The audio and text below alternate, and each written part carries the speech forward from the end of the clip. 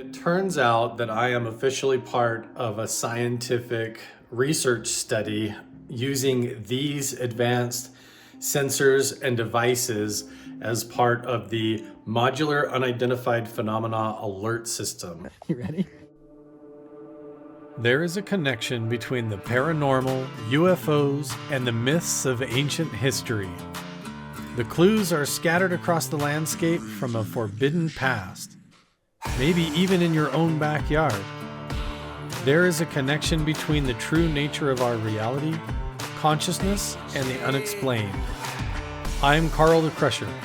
Let's explore the unknown.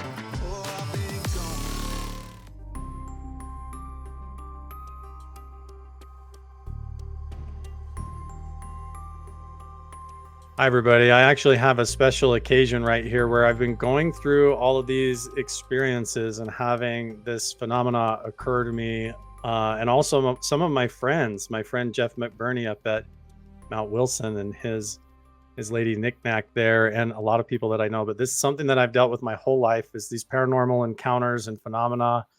And instead of just showing you everything about my experiences, I wanted to bring Jim Segala on himself and talk about this entire project.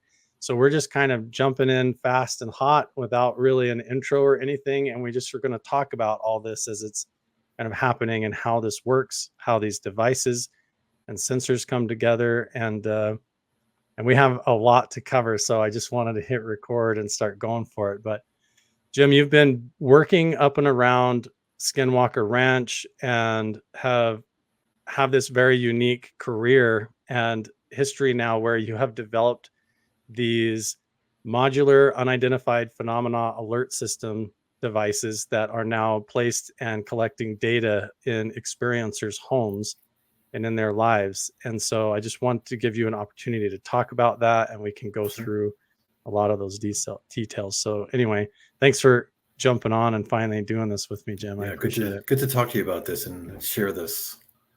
It's a fascinating topic. And I mean, you, just to give people an idea of who you are, I know this is something you get asked on every single show, and you've done a ton of other shows. I'll put some of them in the description box below for people, but just tell everybody kind of how you got into this field of work and some of your credentials and background to get up to where you're working around Skinwalker Ranch, if you can.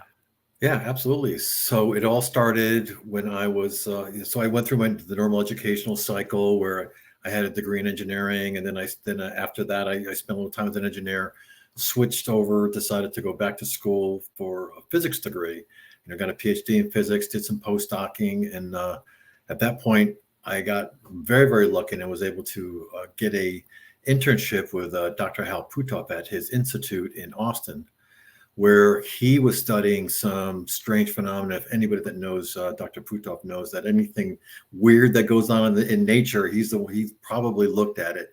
And being in that environment gave me the ability to see all sorts of things. And one of the things was I found out that he was a science advisor for a lot of the places in the United States that had strange occurrences, like, for instance, Stardust Ranch, Bob Bigelow's Skinwalker Ranch, and other places. No, not this, the famous ones, but lots of other places. And he was the science advisor advising people on how to react and how to investigate, how to do certain things. So, and he was very instrumental. He was very very well. He's a great scientist, a very experimental scientist. So I learned a lot. Turns out that there was some incidents when Brandon Bugle took over Skinwalker Ranch. There was some injuries that occurred. And those injuries kind of scared everybody because it was at the point where it was felt that these injuries might be something that they have to be very concerned about for other people that come on. So they called up Hal, or he called up Hal and says, can you send some scientists up here and look at these injuries that are occurring and see if there's something that you can explain, and do I have to worry about it? So that was my initial exposure when, Hal said, okay, he's going to gear up 2 scientists. So I was paired up with Dr. Kit Green, and we both went up to Skinwalker Ranch. Kit already had a good relationship with the ranch, obviously, because he was also on the science board. Went up there, investigate it. And that's the first time that I ever realized that, first of all, that was the first time I was exposed to anything about experiencers. I really didn't understand what that meant or even had any concept of what that meant. So at that point, I understood what it was. And also at that time, I understood that it's not just an experience that happens in your head. It's an experience that enters your head from some external source. So it's a conducive thing where you could be standing there, you are then prompted or you projected into this experience that happens from some other source. We don't know, still to this day, we don't know where that source is. So, and then the argument was, okay, and also these leave behind some physical footprints, some damage, sometimes some medical problems, things like that. So then it's obvious that if it does do these acute injuries to you when it's giving you these or prompting these experiences, then I can probably measure these things when it's happening. Of course, it's very difficult to measure things as they happen, like standing on a corner waiting for a car accident to happen. It never happens. But if you have equipment in place that allows you to monitor 24/7, and you put it in the environment where you can't pick these things up, and then you can actually at that point start understanding what these signals are or what is ever happening in the environment that's causing experiencers to have these sensations. And then you can start understanding it more. Fascinating. So what was the time frame, if you can remember, when you first started meeting and working with as a you said you got an internship with Hal Putoff. When was that? Was that at Stanford? So that was in his research institute in Austin. So it was the Institute of Advanced Studies in Austin. Gotcha. And so this was after my education, my postdocs, so I did a few postdocs at a hospital where I was in the radiation oncology area doing research into different modalities on cancer treatments and things like that.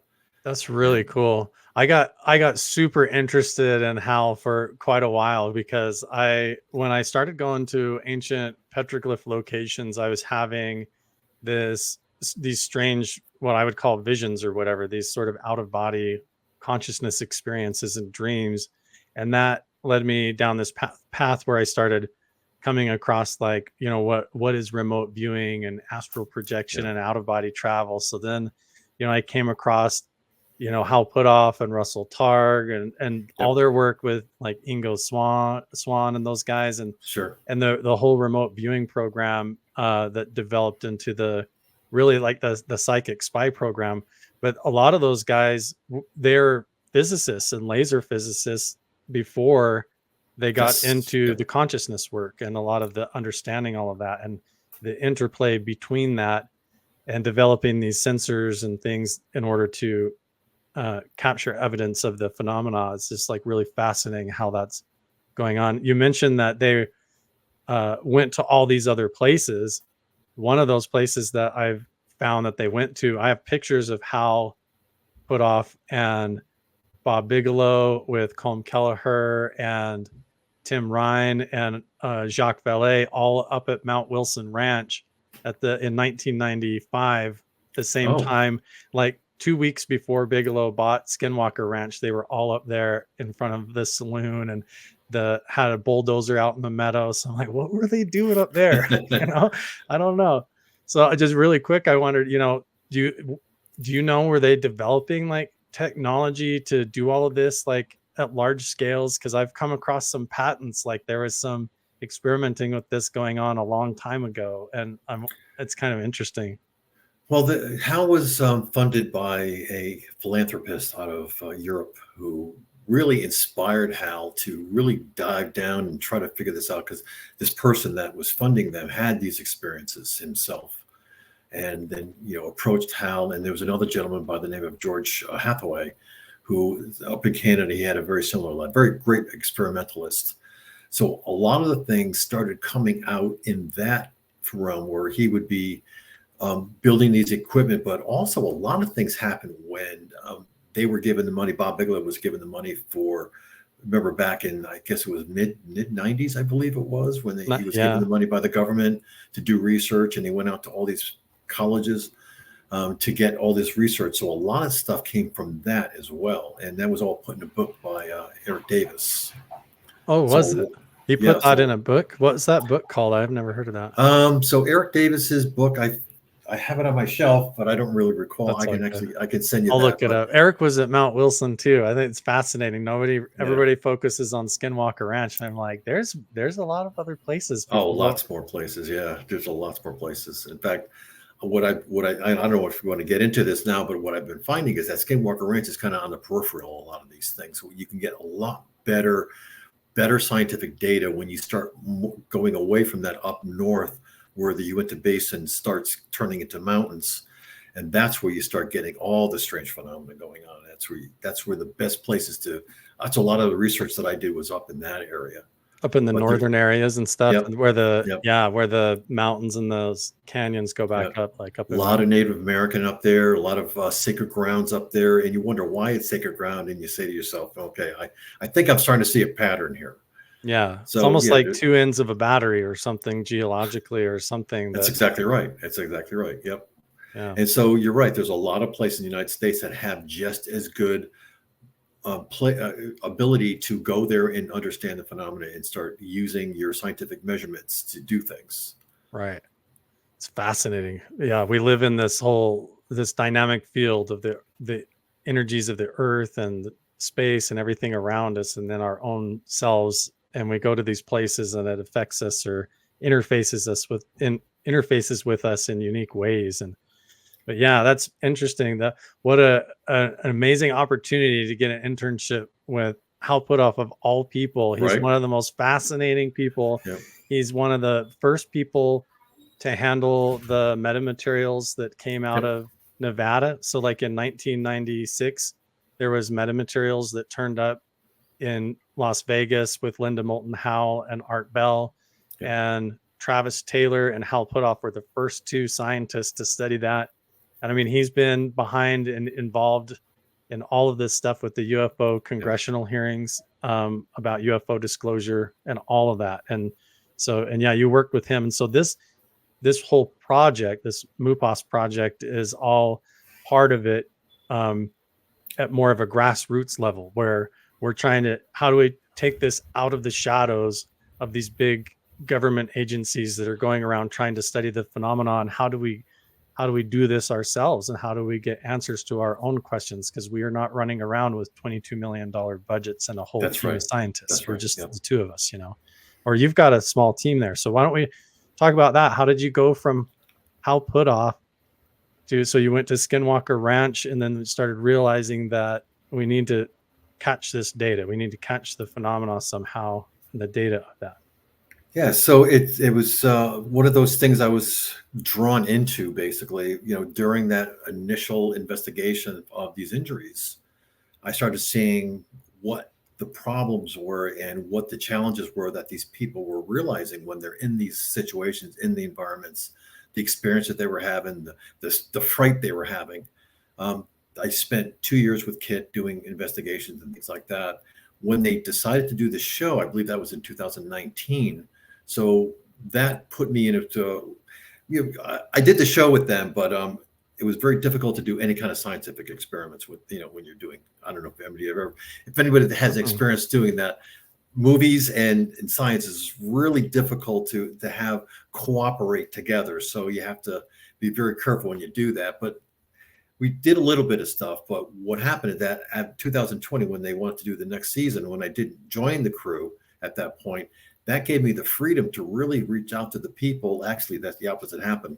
When I decided not to do the show, a lot of people from the region reached out to me and said, this is great. I liked working with you, but I still have these problems. What are you going to do for me? So that spawned the whole thing. That's where it came down to. I really need to find answers. They're willing to help me do this. So the participants that I had in the study that I did for the 3 years all came from that original, you got to help me because I'm still having experiences and no one really tell me why. And then I said, okay, well, let me put together some equipment that I've been working on for a few years. And then it came into this. It came to the point where we have these now equipment that this MUPAS equipment that we're actually manufacturing, and I sent out to about 35 people. And from that is where I collected all the data. So that kind of got me going into that. And now 3 years later, about 6 months ago, I kind of ended the whole thing. I said, really, I have so much data, so much anecdotal data, so much instrument data that I put together what I consider is a report and a mathematical model that allows me to do all sorts of things. Right. And then just recently, I started doing a little bit more public things with it, and people started asking me, why did you stop? And they kept encouraging me to continue. So that's when I decided to, make these things available now in a more general sense. Yeah. Well, I'm glad that you have, because I have one of the sensors that you sent me in my house, and we right off the bat were able to capture evidence or data off of a strange experience that I have frequently and that I have my whole life. And so it's been interesting to be like, that's not just something that happened to me or whatever, but at least it evokes a lot more answers now finally than mystery for some reason for me. Like, I feel like it's interesting to see something that's plugged in the other room of the house catch like evidence and data that correlates with a experience that I've been having that to me feels esoteric or supernatural in a way, and so it's really, really validating.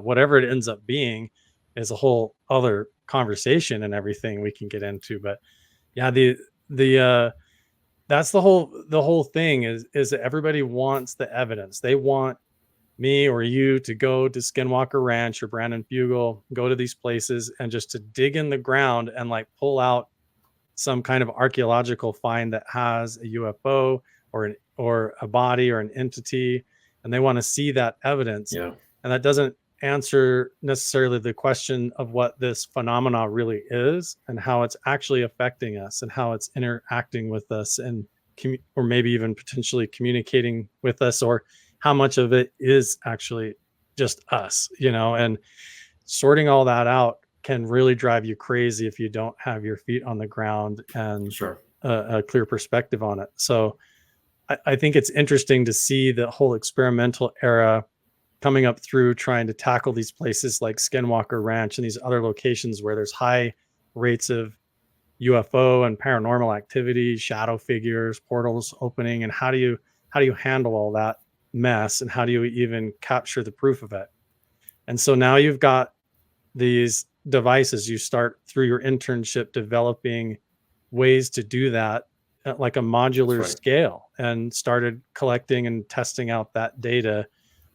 Is there, maybe we could get into some of that? I would love to show like some of that you've collected, and we can even show how the devices work. I can pull up the website and go through. Yeah, if you want to do that, then show what your device is doing, that'd be great. Let's do it. So I have this is just the main website here. So this is the site that you would send someone basically that is joining the study or wants to research about this. So let me know where to go, and you just I'll just follow along. Yeah. So basically what I decided to do, and this was just a few months ago, that this site actually came into, was brand new a couple months ago. People kept asking me, what did you do for your study? So there was a 3-year study, and the whole idea of the study was to determine if there was physical evidence of a signal that prompted the sensations that you get when you experience, which means that you're not getting these things concurrently. It's not being manifested within your head. It's not something you're making up in your head. It's something that you're being prompted to envision. And the whole idea is that you put a piece of equipment in an area, and this is a picture of one of the pieces of equipment in your local region where you spend your most time or have your most experiences.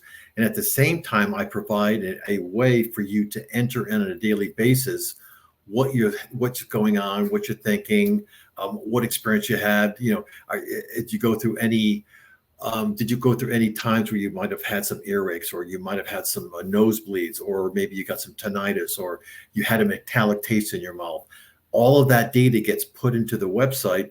I record that data and match it to the data coming off of the instruments. Once you do things like that, then you could start actually correlating these and saying that at this moment in time, when you had this feeling or this sensation, there was some changes in your environment that could potentially have changed those. Because everybody knows that, even though you might live underneath the high these wires that go over your head, you say, well, I don't worry about that because everybody tells me that they're not dangerous, or you have the cell phone next to your head.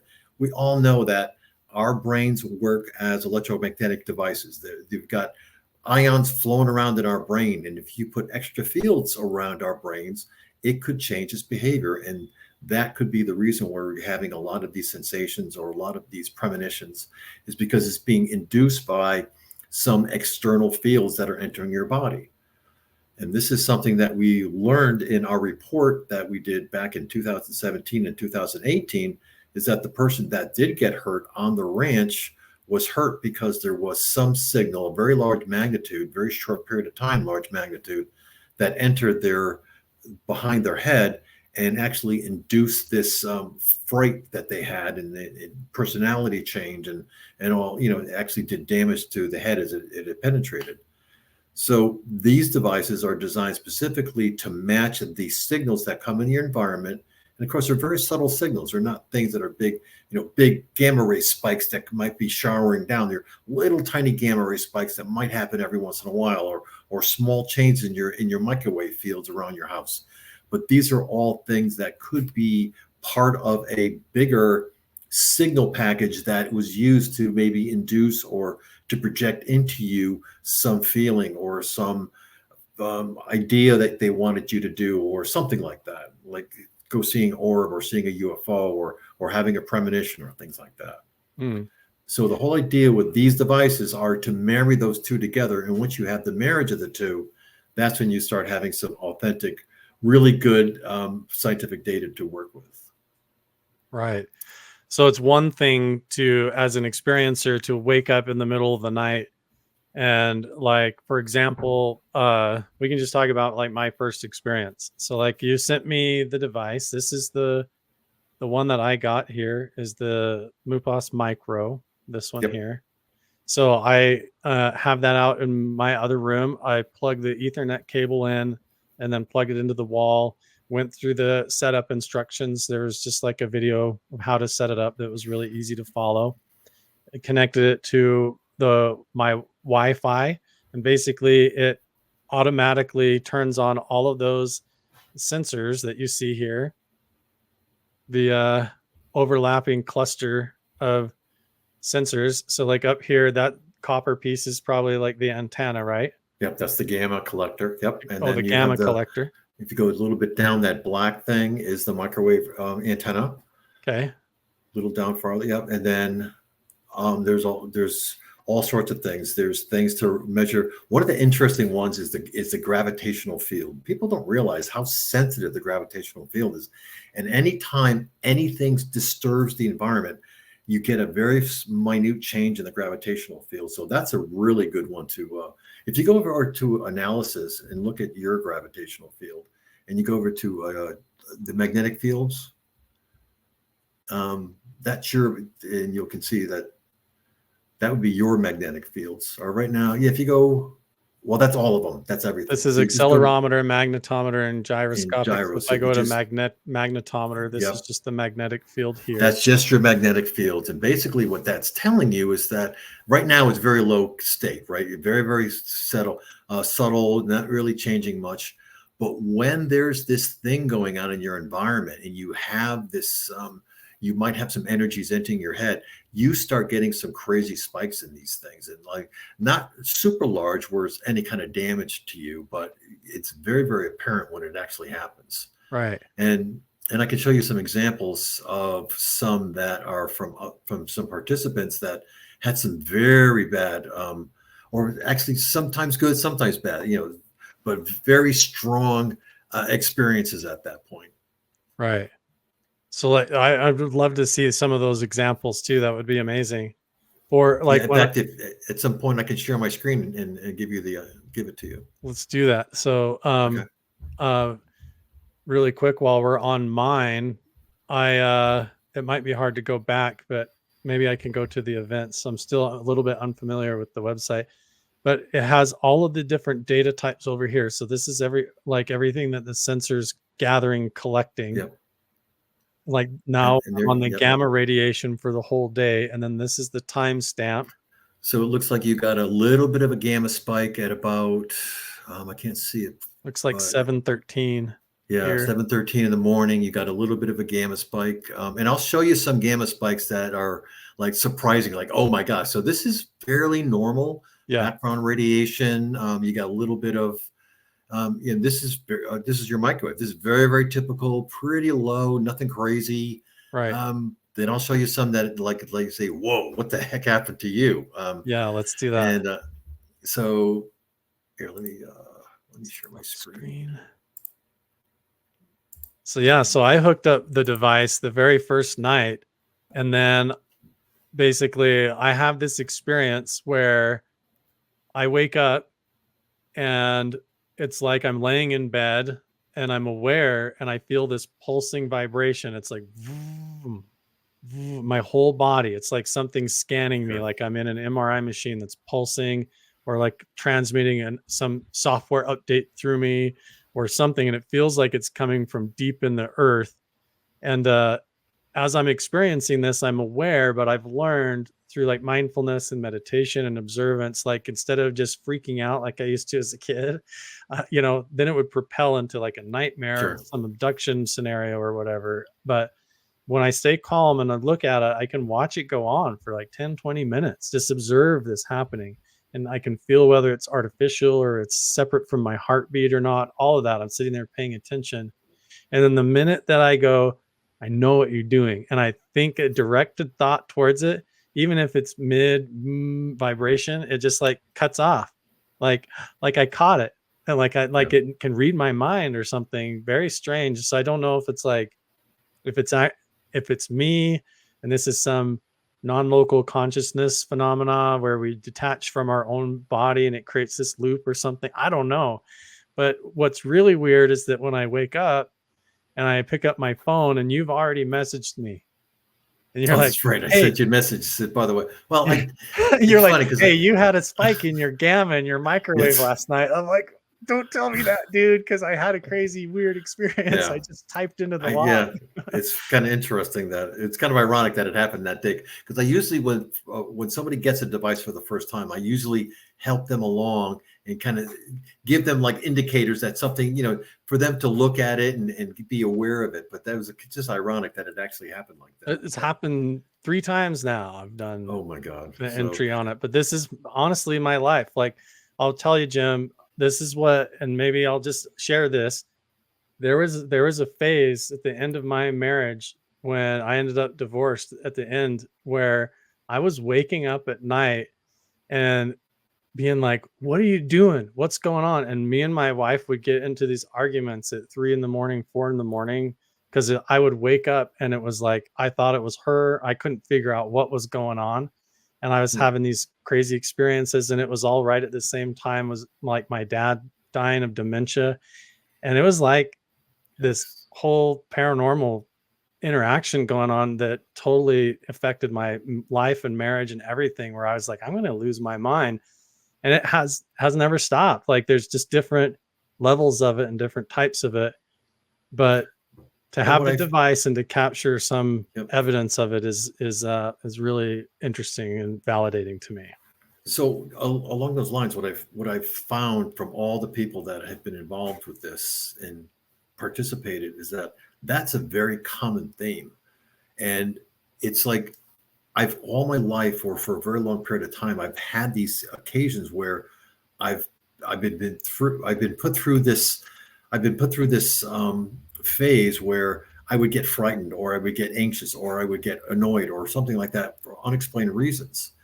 And not until they started to look at data and look at things like that, where they can actually see it happening, then they say, okay, I don't think that's coming from me. I think that's being induced by something else. And you bring about that whole paranormal thing. It says, all right, paranormal, what does that really mean? That's a general thing. It's being induced into you by something else. And every once in a while, it's being caught by a piece of scientific equipment. And you wouldn't believe how many people can say to me, says, I am just so glad now that I have this thing. And it gives me comfort to know that I'm not I'm not having these things because there's something wrong with me. I'm having these things because I'm just reacting to some external stimuli, and I really don't have any control of that. And it helps them to understand it. So, and I just want to mention one other thing that a lot of people don't really realize, that I have over 300 instances just like yours in all these people where something physically happened in their environment, some signal change, and they had an experience all mapped together. And then when you look through the data that's in there that they post, vibration is a very prominent word used by so many different people. So if you look at the few words that are used more commonly in all of these annotations, it's like vibration is the most common. Yeah. It's very surprising. It's not to me. To me, I'm like, it's validating. It's the vibration to me is like, I've come to terms all the way down to where I'm like, oh, that's just the sensation of when the consciousness is basically, normally we're on this default mode where we wake up and we go through our life from the day we're born all the way up, and you're just attached to the antenna. Your consciousness is just affixed to that signal like a dial on the radio, and it never changes. You have your identity and your self-identity, and you're going through your linear time of life. I think some people have either been to places or quantum entangled with things, or just have a different DNA set or genetic set somehow to where your antenna is different, and that's right. that signal can vary off onto other channels or into the static, or can get hijacked and taken to these other planes, I guess you could say. So you're right. Like, we have these terms, like even when I say supernatural, in my mind, sure, that means all the phenomena, but what I really mean at the core is like, it's just not, it's beyond natural. When I wake up at 3 a.m. and feel like I'm being scanned by some deep earth ultra low frequency signal, that's a extra natural experience. It's a super phenomena. It's a strange thing that's not, doesn't feel like it's coming from sitting by a waterfall or something. It feels artificial, like a satellite or some technology's pointed at me or something. Well, let me show you some of the data. I don't know if you've ever that. seen this, but I want to show you. Well, first of all, let me just show you some. What you saw on your data was like very, very, flat and not a whole lot of action. These are the ones. So on some of these, I couldn't show you the annotation that people, the anecdotal annotation that people had entered that day. But each one of these had always associated with them some kind of story that happened around that time. Some of the stuff I hold in confidence because it's all personal stuff. They're putting down their personal feelings, like, I was scared, all these things. So you have my permission, by the way, to open source all my entries, my videos, data. If we have experiences or whatever, you're welcome to share. No one will ever know it's you, but it's very interesting. I don't even care if they do, honestly, because like that's the whole, for me, that's my life now. Yeah. But you saw your waveforms, how flat and normal they look. I mean, in fact, this would be a normal waveform, right? Very, very flat, nothing crazy going on. But then all of a sudden, at some point, then you get these enormous spikes come along, and these are not something you can create in your house by yourself. These are things that have to be created somehow outside of your house. And you're just reacting to these signals. And then when those signals happen is when this strange stuff starts happening to people. And just as an example, this is one, I just want to show you this particular one. This is something that, this is one of my favorite. So this is so if you look at over here in this area, this is the microwave, very, very flat, nothing crazy going on. All of a sudden, this is what happened in that particular, I think it was like a 2-hour period or something like that. And then gamma was very, very normal, very, very normal. And all of a sudden they had this incredible just flurry of gamma particles come in at the same time in microwave. And at that and this person, of course, didn't even know that, never even saw this data, never actually looked at this data. This is something that I wasn't even giving this person real-time data. in the morning, they got up and they entered into this. I'm telling you, last night was such a crazy night. If I were to ever say I was abducted, it would be last night. It was such a strange experience. This is a person that is by far the most rational person I ever met, never had any kind of problems or any experiences or anything like this. And then that one night, this happened. And ever since then, there's been multiple experiences happen after that. So this is kind of what the whole idea of this thing is that they will go through their lives categorizing and categorizing all of the things that happen to them. In the meantime, the devices are taking readings and looking for things that are happening in your environment and then reporting those. So that was one of the ones that I thought was most interesting. There's another couple that were very, very interesting. This is another one that had very, very large microwave signals, very, very large microwave signals, where normally this is just, blah, very, very boring. And then they had these very large signals at this exact moment. And then they reported that, everybody, this affected the entire family. There was people that, if I recall, there's two people in the house reported migraine level headaches. One person experienced a severe nosebleed. They had ringing in the ears all the afternoon. The symptoms persisted until 6 o'clock the next day. I mean, this was a significant problem for these people. So they woke up with bad dreams. They got these headaches. There was some, and this is multiple people. And it wasn't just one particular person. And it died out. Right after that, it died out. It just so happened that one of the people was a high-level government employee. He had, prior to this, called the FBI looking for, because he thought he was being very, very paranoid at home. He thought somebody was following him. So he actually contacted the FBI. Yeah. After this happened, he contacted NCIS and said, something's going on. Something's going on out there. So I actually had to produce or create a report for the FBI and NCIS, which is something I've never done before, showing in this data. They actually believe they were being targeted with some kind of a technology, like you hear these reports of people that come out of special forces or CIA and they feel like they have Havana syndrome because they did work in Russia and things. Exactly.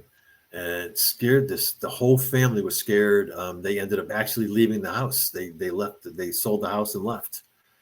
So, but this was, just one of the examples where the equipment and the ability for these people to log all of their experiences throughout the day.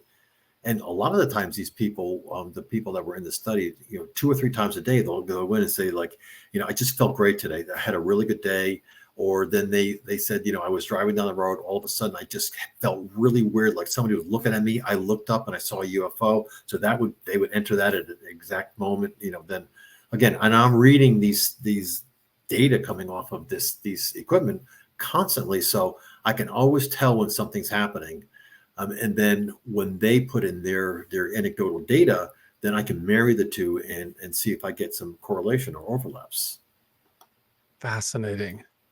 Yeah, you actually can catch it with its hand in the cookie jar. Like whatever the phenomena is, the correlation between they experience it as some kind of an abduction phenomena or total encounter, but there's the data, the microwave and the gamma. Does it seem like the microwave and the gamma seem to correlate together with this a lot? So the brain physiology is such that gamma rays, it's at enough energy can induce any kind of a lot of weird feelings, or I should say, it's very tough to say that in a way that it could induce like hallucinations, or it could induce certain things. Like when you're getting radiation treatment, I had a lot of experience doing this, where the person receiving it will actually start hallucinating when they're actually going through treatments, because you can picture that you have all of these neurons firing, you have all these action potentials going down these axons, and then you're bombarding it with all these charged particles and gamma rays and things like that. It could mess that up. Right. And then when you have gamma particles, you always have microwaves, because when gamma particles hit matter, they spew off all this electromagnetic energy. So the two usually come in concert. So those are two for your brain to have gamma gamma waves go through the brain is basically like spilling water on a circuit board. It's going to cross Exactly. everything Yep. across the hemispheres Right. and the It could synapses. create, And create spurious signals, create spurious neurons that are actually may hit a memory. It might induce a memory, or it might induce, something like, run, or something like that. But I just want to make sure that, Carl, I'm sure you're very aware of this, that some of these things are positive. It's not always yes, negative. In fact, I find that when people report, because I have 300 good ones, 300 anecdotes that I've married to changes in the signal environment. But I have thousands of entries into this whole thing. So they've, entered thousands of these things, and you can't, it's like almost a balance between good and bad. They said, I had an experience today. It was very euphoric. I felt great. Everything was great. And, and it kind of goes into a rhythmic thing. In fact, I have something here that I have this rhythmic. You can see this microwave one. It's very rhythmic. This is over many, many days. I think this is over like 2 weeks or something like that, where this rhythmic thing would go up and down, and they would feel good. They would feel, they would feel, maybe, they're at sometimes they feel like, there's somebody's watching them, and their guard is up, and sometimes you just feel great. And this actually goes along with that. so fascinating. The kind of the balance between it being artificial and alien per se feeling, or technological in the experience, compared to how often it seems to tie in with like ancient cultures and those weird visionary esoteric experiences. That overlap is super fascinating to me, and we can talk about that in a minute too. It's kind of like, why does this always correlate with these ancient indigenous locations so much? Like they're, and I want to speculate about that because I have some thoughts on that too, and I'm sure you do. But yeah, I think it's really interesting. Let me shut this down. Yeah, actually, that is quite interesting, because there's definitely certain types of people react and are more susceptible, or more, that can really bring in these signals into them and make some sense out of them, and report those. And there's some that are not. I mean, there's some that just can't really understand what these things are, and maybe they just get frightened, but some just accept them. Right. So how come when I go to these ancient stone circles where rituals have been done for thousands of years, in your opinion, when this feels so often and is reported like a vibration or a pulsing signal or something like that, that induces a lot of this, and it can feel alien or technological, like, why does the evidence of it being potent in these ancient locations seem strong, like this has happened before modern technology even existed? Like, how do you talk about that, or even explain that connection? Well, if you look at it in two different ways, so you ask yourself, so let's just say hypothetically there are these areas, these pockets, where there's an excess of energy, that when certain people enter that particular area, they react to it. And let's say it's a positive thing. Let's say when the people go in there, it's very positive. Well, if you go into an area and you feel really good and comfortable and safe, you're going to start bringing your family there. You're going to start bringing your stuff there, and burying your stuff, and doing things, and living there, setting up communities. If you go to areas that are sinister, and you always feel like on edge, and you're always looking behind you to see if anything, you're not going to be so incentive to go there. And it's very possible that those are areas, and I can't say that one area stays in one state for very long, because you get this cyclical pattern. Now, I think Skinwalker Ranch is an area that goes up and down, maybe every 50 years or 100 years, because there was a time when there was like a lot of families there. It was a very booming thing. And then you could start getting to this really weird stuff that, people died there. There's people buried there. So it could be that these areas are, these sources and sinks of energy that our brains then interpret and make sense of. But it changes us when we enter these things. And it's very possible that, and then other areas maybe that don't have such a big swing. And like, for instance, up in the the canyon area. A lot of people go up there and they come back and they feel amazing. They just feel great. Yeah. Always just feel great. And the Indians had that as sacred ground. So maybe they said, look, every time I go up here, I feel great. I'm going to make this sacred ground. And they do all of their rituals there. Right. Yeah, there's something about those locations that indigenous people went there for one reason, and then, you know, an elder in the community goes to bed that night and has a vision or something like that, and they don't understand the geology or the gamma radiation or the crystal formations under the earth vibrating with the aquifers and all that dynamic science. They don't even fathom. They just have this visionary experience, you know, that opens up, that could be positive or negative, and then that becomes a sacred place, you know, that Sure. they go to for answers and or to talk to the gods, the star people.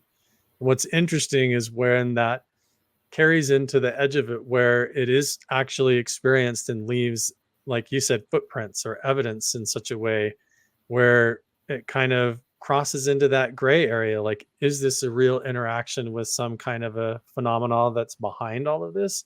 Or is it just a natural interface that we're learning about our own evolution and how we basically paint the reality around us with our own consciousness and intentions and things like that that we don't quite understand? What are some of your thoughts on that? Well, that would be a natural. That would be, you know, the natural thing to say is that nature has provided this, has been there for years, but the evidence kind of points to the fact that it reacts in such a way that it actually has an intelligence. Right. For instance, I mean, you can look at some of these things, and there were these anecdotal situations that come up, and say, well, that's something that was very specific and pointed, and it was actually the information transmitted had some intelligence behind it. For instance, there was a lot of instances that people would get into a trance or get into a catatonic state.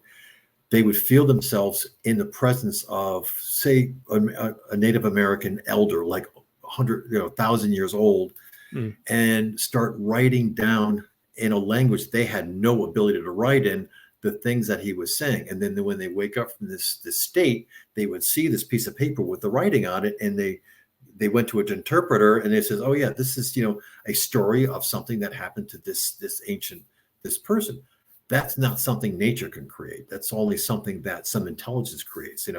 What that intelligence is, then of course, if it was nature, it's a piece of cake, right? Then you can just chalk it off to, oh, that's just nature doing its thing. We could just live with it. But if it's not, if it's an intelligence thing you don't have control of, then it's a whole new ball game. Then you start getting scared, and you start not understanding you can't control it, right? When people can't control things, they get nervous. Yeah, definitely. For one example that I can share, working with my Native American friends and going to these sites, I go to this one place called the Magic Mesa that I'd nicknamed, and it's all these ancient Anasazi artifacts, and it goes clear back into the Paiute and the ancient cultures 10,000 years ago, back in there. And there's stone circles and petroglyphs all over there. I had a whole experience where I went and sat in these megalithic stones that were all carved, and I stayed late into the night and basically had this whole thing where I was seeing what looked like fireflies moving between the rocks and these shadow figures. Had this whole dream experience, like a out of body vision, where there was a bonfire there and a Native American drumming, a shaman. I had these memories from my childhood when I would wake up in my bed and this shadow figure of a man with a hat would be in the room and scare me. And then it's like, for me, I have the, now I have the device, the MUPAS device, to catch some of this evidence. But before I would, and even still, I messaged my Native American friend, Roger, and he goes, oh yeah, that's Wovoka. You've been going to these ghost dance stone circles where they do these ceremonies where they sing and dance around the circle. And Wovoka would time travel into the future like a ghost to help guide people through their life or to help people. And so I'm like, he has this answer, like it's all just makes sense to him. But how do I make sense of it when I'm just like waking up in my bed like I'm getting hijacked out of my body or something, like. But it's to me, having this arc back through and answer things through my whole life makes me think there's some intelligence behind it too. There's almost a migration at play for some people, that they have to go on a journey almost or whatever. But like, Well, that communication and interaction through life is fascinating. yep. A lot of reports that I get seem to be that the person that's receiving it, or the experience of receiving it, is actually given instructions. They're giving suggestions on what they should do, and almost like it's a test sometimes. Not all the time, obviously. Mm-hmm. It's almost like it's a test to see whether or not that person is able to follow instructions and things like that. So it always ends up that it's almost like there's this guiding thing that's testing whether or not this person's ready to go to the next level or something like that. There's a lot of occurrences where people will do something. They'll go into an area that they really not supposed to, or they disrespect something or something like that. And then they were given the instructions to go fix that. You have to go remedy that. And if they don't do that, things just get worse and worse and worse. But if they do that, things return back to normal. And you have to look at those situations and say, all right, that was one or two situations or reports of that. That's one thing. But when you have lots and lots of those, you say, well, that's a pattern. You can't discount something like that. It ends up with a nickname. They call that the Hitchhiker Phenomenon, right? Something right. Take the Happens artifact. Enough, right. Yeah. Interesting. And yeah, that's the whole thing. So the artificial side of it too, though, the overlay with it being also interpreted as extraterrestrial or alien. How do you, the technology side of it, like being abducted, being tested on, having samples taken and things, does that ever come up? And how much of it, from the Native American, or is it flavored because the study is mostly around Skinwalker, so it comes with those indigenous themes right now? Yeah, I think that the whole phenomena here of experiencing and people feeling having these sensations and stuff like that, we don't know what the origins of those things are. They could be something that's coming from just our, within our own dimensions, or they could be something that is coming from well off into this in space, from many, many, light years away. So we don't really know that. But I think the overwhelming thing is that whatever it is, they're targeting individuals. It's not something that just like, it's not spewing all over the planet. It's actually coming and talking to individuals. So if it is an alien craft that's coming overhead and they're beaming down something that's actually being received by you, it's being very specific, because you can have two people stand next to each other, all equally able to be experiencers, and only one of them will actually have the experience, where the other one would say, I don't even know what the hell happened. It was just like, he just went right by me. I mean, so that is, again, it happens over many, many entries of the data that you're looking through. You get these things. Well, my whole family was standing there. I'm the only one that saw this, or my child saw this, or something like that. Mm. Individual people seem to be affected or tuned in, where like even in bed, one person experiences and not the other. Like, yeah, in that instance that I showed you, this person's significant other, they had no idea what was going on, no idea whatsoever. But the dogs are barking. So when I talked to them afterwards, they said, well, my kids got up right after that, and which is, a bedroom away. Yeah. And the dogs are barking. But so that's this whole idea that it's just like just some random geological energy or gamma ray that builds up from tectonic plates or fissures that comes up and like a wave and affects people. It seems less and less like that, and more like there is a intelligence or something behind this that we don't understand yet. Like they're projecting into just the right person, or maybe the person that has a specific DNA, or a person that has been walked through some process up to that point. It's very difficult to actually really put a timeline on that thing, but it seems to be like that. Just a kind of a hard question. Do you think that maybe that there's a technology that could have been developed, by governments and things, even maybe before you and I were born, as part of the early days of the Cold War and all that, to where there's sort of like an invisible battle or war going on over humanity and consciousness that's at play that we're perceiving or being told has to do with Native American stuff or aliens, when really it's a technology battle that was being hidden from us, like Tesla technology or something. Would you say to someone that's worried about that? That's very, very possible. You can't discount it. And then you have to ask yourself the big question: why would a lot of the places are pretty remote? It's not something that you can, you would pretty remote and sparse. If you were going to do something, you'd want a bigger population or one you can control or whatever. But you can't discount it. In fact, when we did our original investigation of the person that got hurt, it looked like it could have been just a weapon.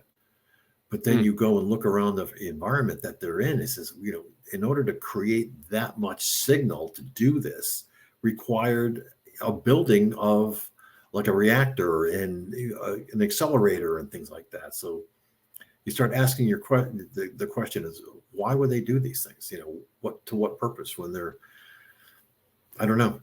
So it's very, very possible that happened. I would say it's maybe more possible that somebody with, super advanced technology, somebody that has that may be visiting or probing us or probing the planet for information. Right. That seems a little bit more likely than our government, because being in the scientific community, you read all the papers. If they had that technology, you would see some hint of it and the progression as it leads up, because science is an incremental thing. You would see incremental things leading up to some big breakthrough, but it's really not apparent. No, yeah, it's way more haphazard for sure. It's fascinating thing. We've been going for about an hour, and I also, when I put all this together in the end here and put it online, I'm gonna put some of my journal entries of the experiences of setting the whole thing up and all of that, so it's interactive that way. But so we could talk for hours and hours, but I want to let you go, and we want to do this again, because the last thing I want to say is we've been kind of discussing off camera a little bit about how to expand the project or how to make it more available. I know everybody that watches this video, especially if they get this far into the interview, they're curious about if they can get one of these or if they can participate in the study and follow it. So if we don't have to disclose or talk about any of the plans that we have coming up, but we have been talking about ways to do that. So maybe you can mention some of the things that are upcoming and how people can find you. Yeah, so there's a website that has a lot of the information that I publish, pretty much everything that I've ever done or other people have done.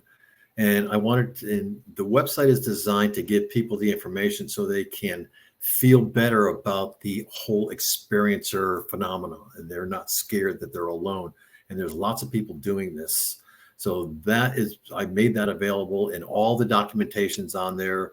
All the reports that have been created over the past 5 years is on there. But also that on there are little studies that people have asked me to do.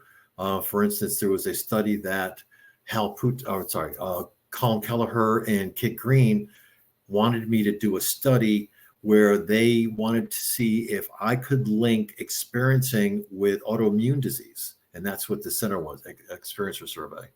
And that survey is basically designed so they can have an understanding of, is there a connection between an autoimmune disease and experiencing? So those are the kind of things that I want to put on here. I want to put all these scientific experiments in here that the interaction one I don't actually have yet, but I want to build up this infrastructure in the community to allow scientists to study this so they can actually provide you people, the experiencers, with some kind of scientific data so you can understand what's going on. And that's the whole intent of this.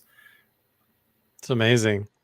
So yeah, we'll put the links for all of that down below. And we're always also having, conversations about how to make it available, because these devices all cost a lot of money. I know, like, if you wanted to go out and even just get the sensors and the chips and all the pieces to put them together, that requires funding. And so we want to keep that out of the hands of big, companies and all that stuff that are going to control it. We want to make it available, and especially help Jim do this in the right way so that the technology can develop and get Sure. improved and get feedback and get new models that come out. So the idea of having a way for people to buy one and basically get put on a list to get one custom made for you to order ahead of time is all stuff that we're kind of talking about and hinting about, but nothing set in stone yet. So look forward to that, and make sure and follow Jim everywhere and my work. And you can follow, I'm doing live journals where I get up when I have an experience and log it in. I'm just recording and screen capturing, typing in the whole journal entry, and then going to look at the data and all of that to try and make it people feel more comfortable about this to help the work. So anyway, Great. it still freaks me out because I know so much about like Hal Putoff and Kit Green and all those guys. I'm like, I don't want to be a guinea pig and get scanned all the time, but Yeah. I trust you, Jim, and this whole project, and I think people want answers, and I want to do it. I think it's a really cool thing that That's great. we should follow and see what happens. So Yep. I appreciate it, Jim. And so we'll keep tracking, and we'll go from there and look forward to the rest. Yesterday, I set up this MUPAS micro device, this modular unidentified phenomena alert system that is a scientific device and sensor that is a cluster of capabilities to track everything from the gravitational field, the magnetic field, the acceleration field, gyroscopic field. You can see all this microwave and radio wave, gamma rays, GPS, temperature, humidity, changes, and even sound energy. So it has this whole cluster of sensors. The one that I have, it's right next to me on the desk here, looks exactly like this one here. And I plugged it all in, I set it up, I created the account, and then I kind of forgot about it and went to bed last night. And I had an experience. So in the night, I woke up, and it was like I even got on and I typed it in here and created an event. So I got up, and registered it in here. These times are a little bit off. I'm going to talk to Jim about this. I marked it as a low event level because this is a very common thing for me. This happens a lot. In fact, this is also happening to Jeff at Mount Wilson in Nevada.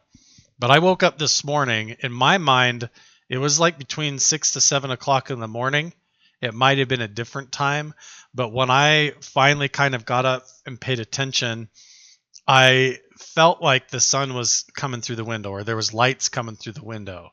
And so to me, it was like in the morning and the sunrise was starting to come up, because I kind of like was aware that there was light in the room, light coming through the window. And I thought it was between like 6 to 7 in the morning.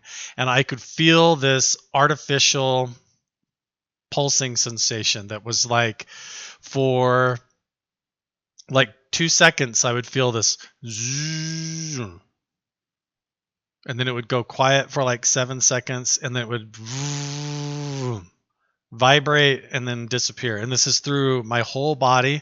It's a sensation like, I don't know how to describe it. It's like there's something deep down in the earth sending a signal up through the earth. And it's like I can feel it connecting up through the bed and vibrating. And it's like a buzzing static feeling that goes through my whole body for like 2 seconds, and then it turns off, like on, off, like that. Sometimes it's like on,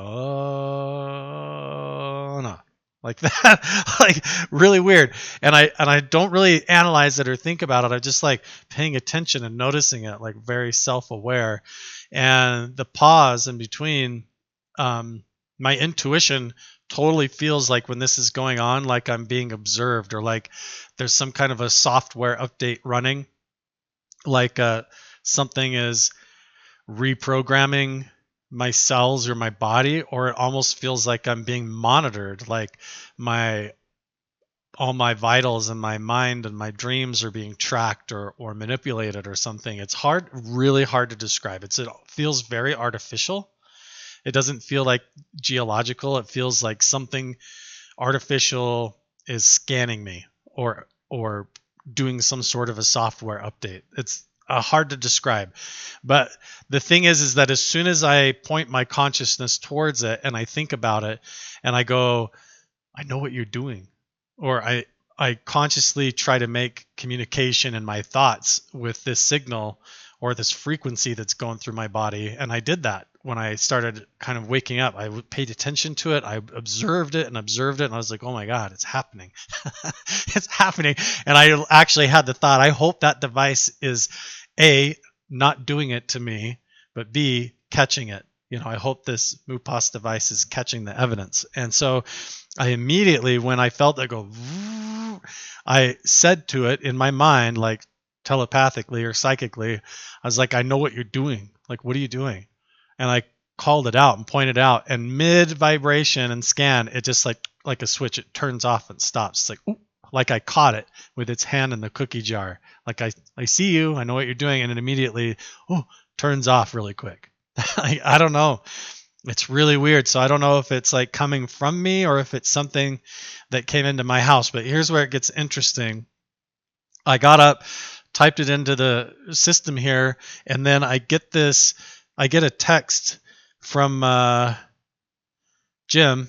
I get a message, and he said, hey, you had a nice gamma spike. This is today. I get this. Let's see if I can come down and show you. I don't want to show the whole thing.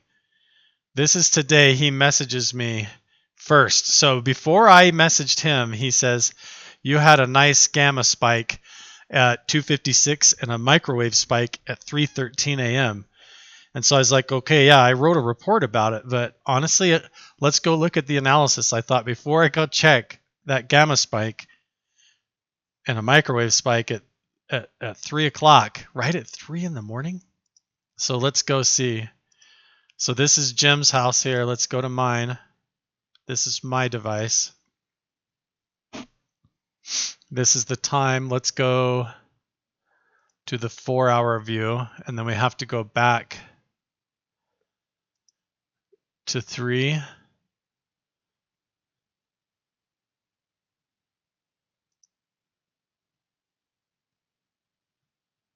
Okay, so there's like 3:30.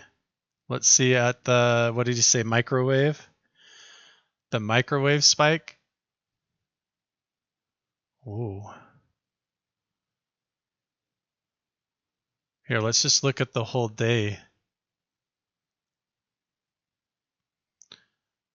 This is the 3. Wow, look at that.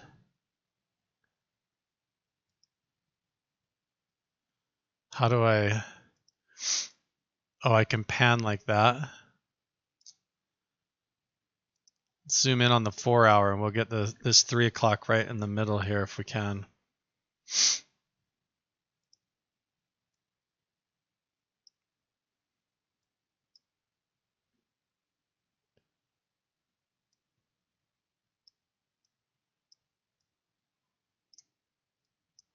I don't know what I'm looking at here. I'm struggling. Let's go back to the full day. Here's where okay, so there's my log entry right there actually where I typed that in. Here's the here's that download plot as a PNG. Yeah, might as well save it. Let's zoom in. So I have a microwave spike right there at 3. Just like he said, let's switch to the gamma. And there's a giant gamma spike at 3. How do I go in? I want to zoom in, see what it looks like all the way up close. Can I? There's 1040. Let's keep scrolling.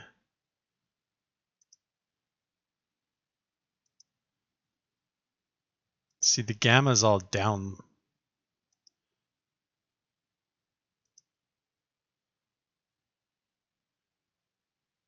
I don't even know what I'm looking at here. I'm trying to look at the one out. There it is. Look at that gamma spike. There's just nothing. And then right here at 256. So we'll take a picture of that. Why would there be a spike in gamma radiation in the middle of the night, right at 3 a.m., right before? And then I have, yeah, he said gamma and microwave, right?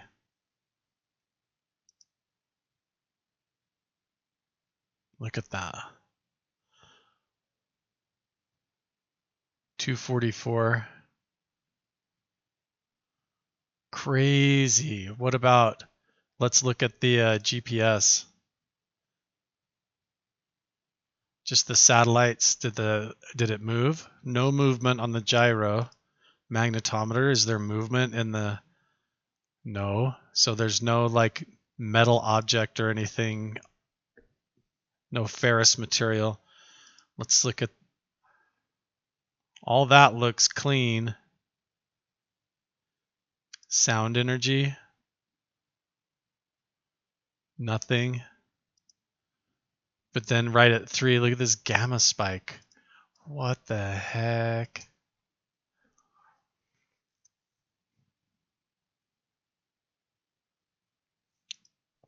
Is there a trend line? There's the spike right there. Look.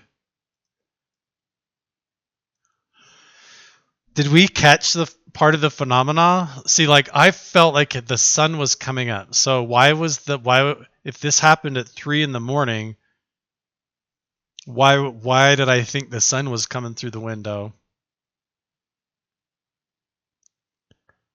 Let's go up to like when I thought it was happening around 7.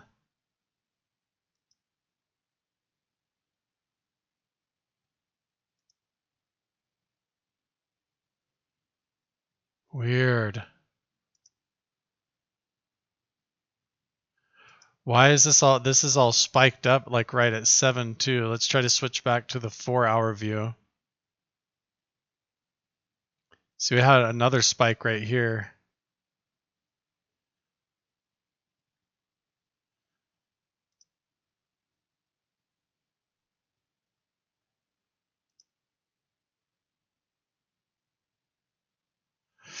Whoa, man, this is so crazy. I don't know.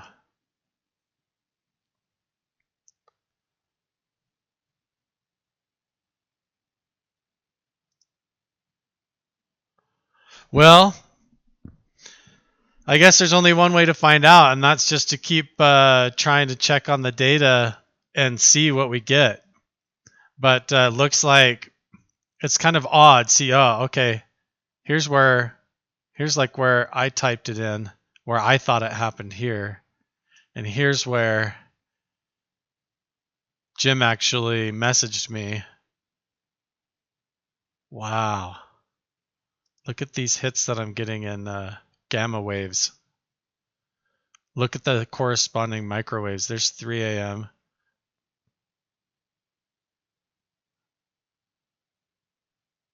This is crazy. I can't believe we're actually capturing the phenomena. Well, I don't know, guys. Let me know what you think. I definitely had an event happen. Was there any kind of a alert? I don't think so. So crazy, guys. Well, we'll find out. I'm going to go to bed tonight. And here's the other cool thing about this device is since it's tracking all of this, I can do proactive experiments with it. Like I can actually do meditations and try to astral project or go out of body or remote view in such a way that I influence the results of the device to see if it's my own mind or consciousness. Like, can I push the sensors to show data, to spike data on this? Am I the one producing the microwave and gamma wave radiation out of my own subconscious, like projecting into the environment? Look at that. That's a huge spike right there. I mean, I don't know what's going on. I'm going to start paying attention to when I have these experiences or what's happening in my house or in my life when these particular spikes seem to show up. Look at that. This is like when I was putting in the entry into the system is when it spiked and showed that up. Look at this is all just like a low below line. So this is all normal.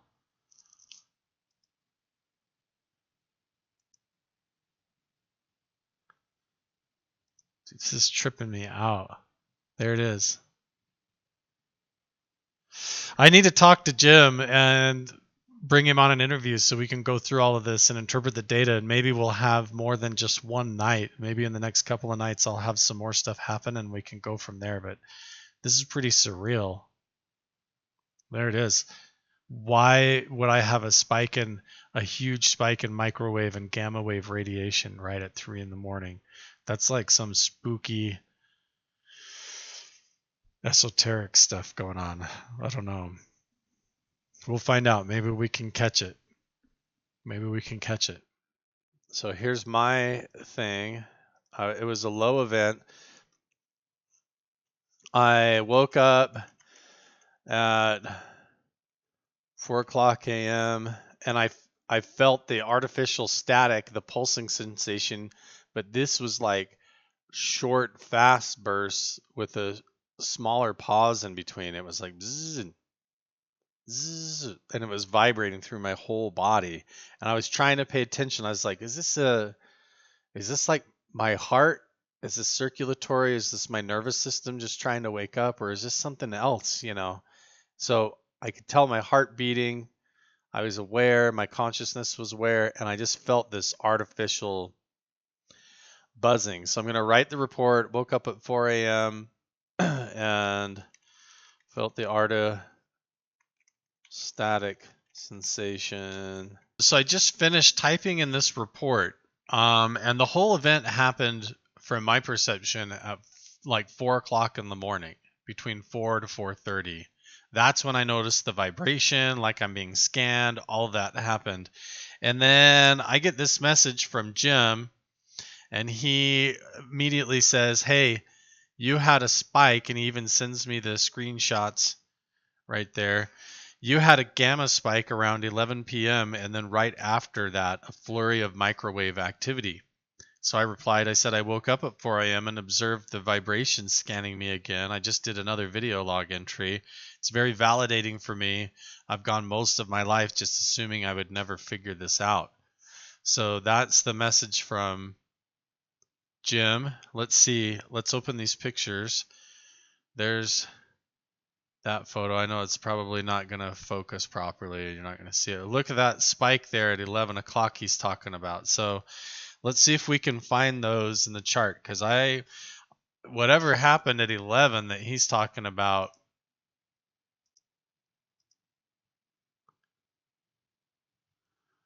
okay, we're in my room. I didn't observe it. So let's go to the day. Go ahead and show the trend line. So environment looks clean. Let's go to the accelerometer, magnetometer. This is for the whole day. We should be able to switch to the day view.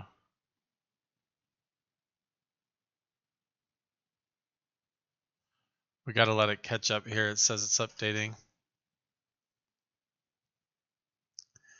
There we go. Okay, so there's midnight.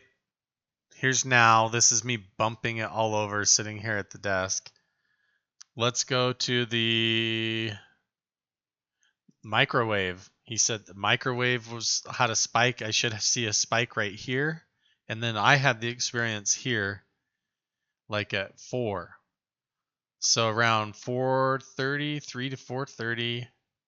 This is when I experienced the spike, but holy crap, look at that.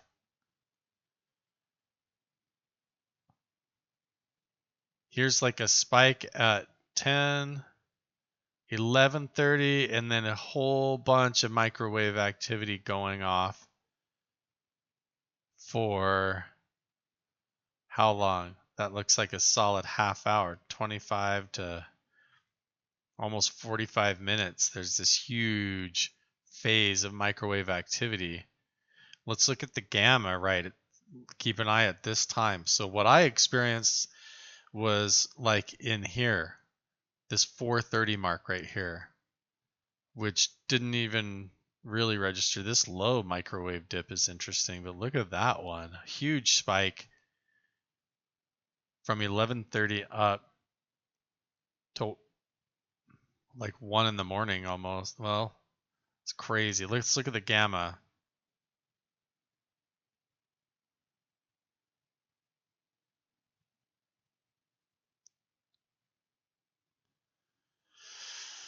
It's updating.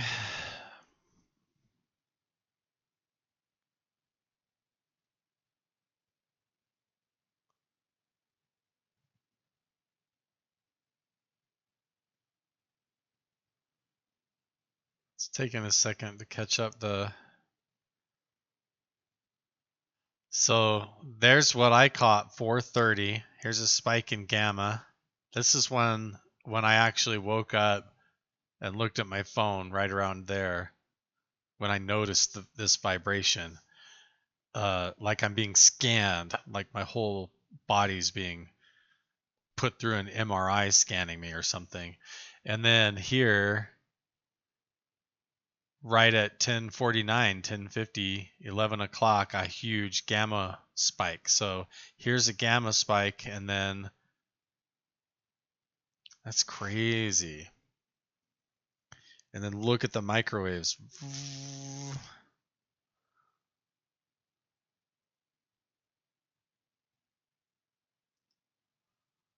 What happened?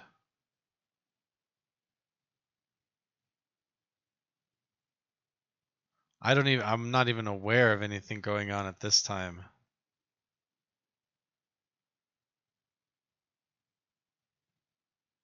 Fascinating. Any sound energy?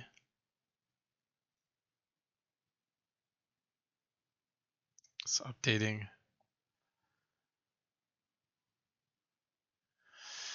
Clear gamma and microwave spikes seem to line up perfectly like tent poles on when I am aware of the phenomenon, apparently sometimes not. Well, here's some sound energy, some noise going on, and then this is just me getting up. Super quiet right through here, but look at this right before 4. Look at this. This might be just my furnace turning on. Loud noise at this time. I don't know. But the gamma, it's a clear spike. The microwave's clear spike. Just got to keep going. It's so surreal when Jim messages me before I have even typed stuff in sometimes. Like, he's like, yo, did you have something happen last night? Like the device is catching it? And I'm like, yeah. So it's super validating for me, guys. It really is. All right. Well, onward. We're just going to keep monitoring this. It does make me want to put cameras in my room or something, but this is getting to where all of this is becoming quite an intrusive invasion of my privacy, but I'm kind of putting myself out there. I want this to be open. I want people to feel validated when they have these what are classified as basic abduction experiences or encounters with paranormal phenomena. When you have lights appear through your window, vibrations going through your body, you feel like you're floating up out of your bed, or there's entities, shadow figures in the room, or you can't move, all this kinds of stuff, to actually get scientific data where we're getting spikes in gamma and microwave radiation at the exact same times to back that up. My friend, who is a doctor and a scientist, is messaging me being like, did something happen at this time? And sure enough, it did. To me, we're on the cutting edge of discovering something that might really help a lot of people or might answer a lot of questions that potentially in these unseen dimensions or energy fields that exist around us that we are interfaced with that we can't see. Maybe this whole dimension of reality falls into our blind spot.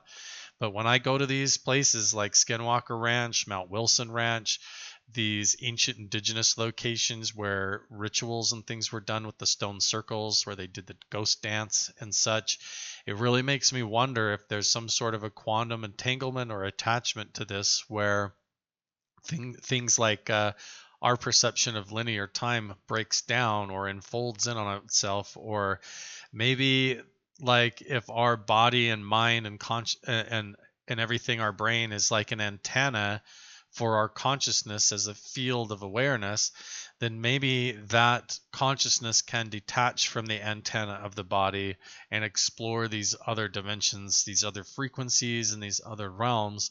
And maybe things that live and exist in those other dimensions can come and decide to take you once you've drawn attention to yourself by going to some of these places. And so it's a really interesting thing. It's all very speculative right now, but now we're starting to get into the science and the data of it. The whole point of doing this and making it public, making these journal entries, is so that people can tell stories all they want. I can wake up and call my friends or make a video and say, last night I feel like these entities came into my room. I felt paralyzed and my body was vibrating. And then all of a sudden I was like back asleep again. I don't have an explanation for that. Well, it's a whole other thing when I just tell that story to my friends is one thing.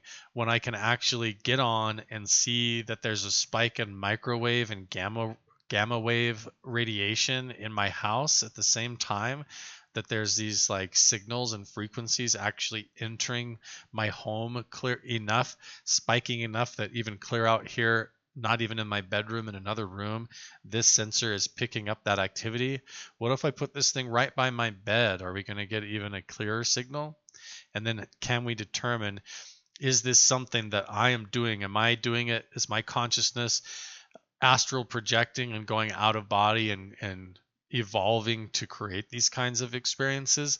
Or is it actually other entities or beings, or what we would call extraterrestrials, coming and performing types of abductions or scans, updates in who I am and my consciousness? Or is this some sort of directed energy thing? We hear about Havana syndrome, and we hear about when people get involved in government programs and research, they can become targeted by satellite systems or mobile devices that basically project non-lethal energies to try and create these events, or to scan you, or to mind read or project things. It's all kind of spooky stuff, but right now, like, I'm just kind of being open to seeing what it is and if we can capture data that coincides with the actual experiences. Because for me, this stuff has been going on my whole life. This goes back to some of my first experiences when I was 11 years old, and a lot of this has never stopped. It's just finally time for me to face it and to get some of my questions answered and maybe help other people along the way. If this ends up on a series on my YouTube channel to try and get the word out, the way to find out more and to get these ongoing journals and entries and to be a part of this whole thing, and potentially even get one of these devices yourself so you can become a part of the study if you feel like you're an abductee or an experiencer, then pay attention to the Patreon page and join. You can join for $10 a month, and that gets you on the inner circle, and then you'll be in that whole conversation, so that when we come out with these devices where other people can have them and join in on the study, we'll be able to do that. So that's where it's all going to be happening. We'll see if anything else happens. Maybe this will escalate. Maybe I need to move this more into my bedroom, and we'll go from there.